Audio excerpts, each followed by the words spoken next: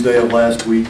I met with Chief Deputy Bowser, Major Kronk, Sheriff, and their support staff, and went over the budgets. There was, just to clarify a few things from the last meeting, there was a comment about the detention correction budget.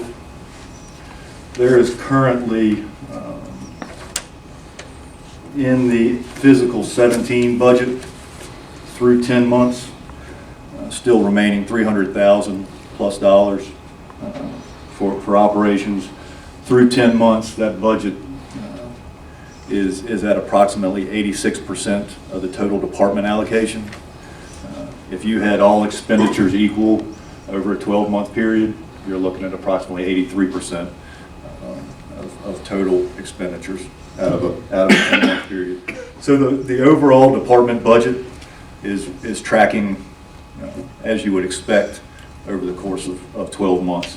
And while there's some line items that the percentages are skewed, the important thing, and the same thing can be said about the law enforcement side, is the overall department allocation or appropriation is trending at what you would expect to see through the first 10 months of a 12-month fiscal year. And there was just some specific questions about, I think, about funding overall for the fiscal year 18 budget. For the correction side, Major Kronk asked for an increase of approximately $410,000 and some change. What's recommended funding in that particular department reflects an increase of $235,000 for the fiscal year 18 budget that's coming up. So there was a fairly significant increase to that particular budget. The same thing on the law enforcement side, approximately $94,000 increase between fiscal 17 and fiscal 18. Not everything that was requested, approximately a $40,000 delta between what was requested and what was funded in those two budgets, but in total, about $335,000 increase between the 17 fiscal budget and 18 fiscal budget. So, and then just to the larger issue, and while we're here tonight, and for the board, two of the members weren't, because of medical issues, weren't present at the first budget work session, but just the issue about the supplement, right?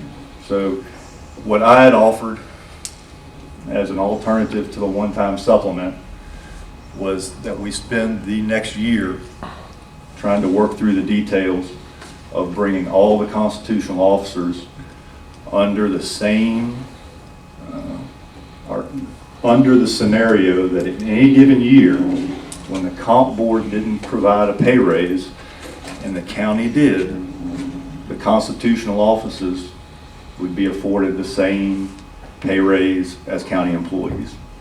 Or in a given year, if the comp board came through and said there's a 1% pay raise for compensation board funded positions locally, the county was, in that same given year, was providing a 2% pay raise for the people that work in Parks and Recreation or Public Works or administration here.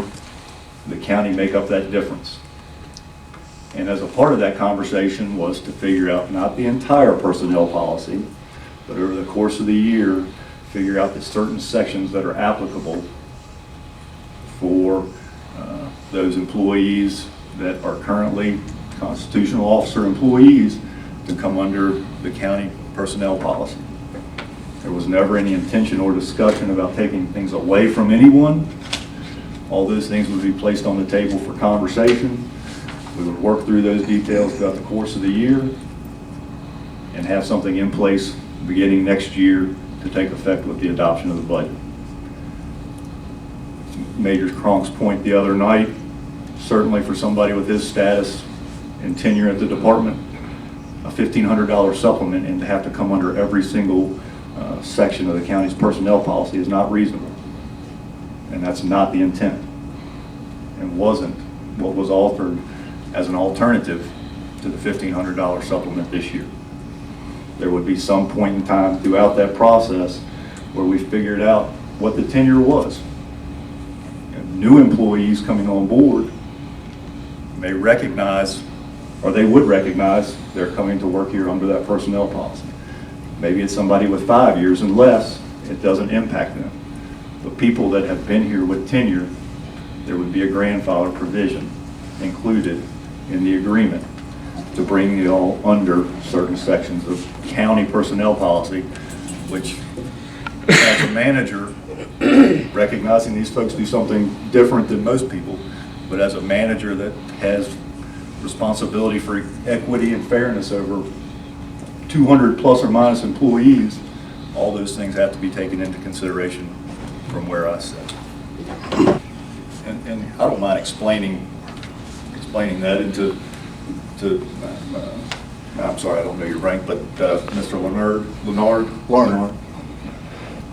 I mean, to Ed Stein's point, or Mr. Stein's point, I apologize, from the last meeting, it's been an issue that's been here for a long time, right? It's never been considered before. There are frankly a lot of details to work out, and over the course of the year, hopefully we could put all that stuff together.